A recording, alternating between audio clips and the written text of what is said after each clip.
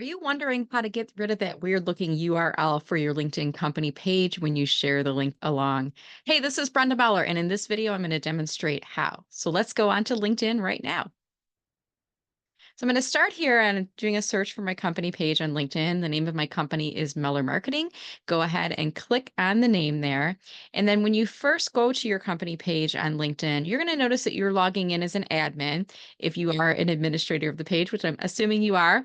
And you're going to notice at the top, it gives you this URL, linkedin.com/company/ and then here's the numeric qualifier for your page, 162.19740. That's my page URL.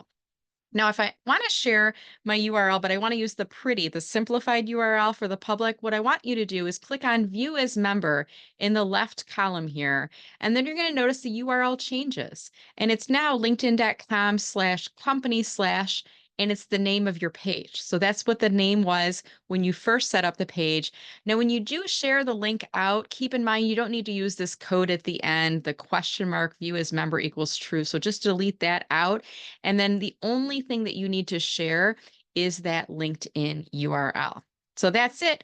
That's how you switch from the numeric designation of your LinkedIn company page to the pretty version, the simplified version, the friendly URL version, if you will. Just click on View as Member. Remember to take out that question mark code at the end.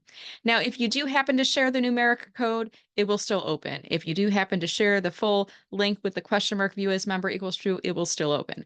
I just like to simplify this so that you're getting to the best version, the best link possible to share with your audience. Hey, did you find this video helpful? Let me know in comments below and be sure to subscribe to my new YouTube channel. Excuse me, subscribe to my YouTube channel for more updates like these. Have a great week. And thanks for watching.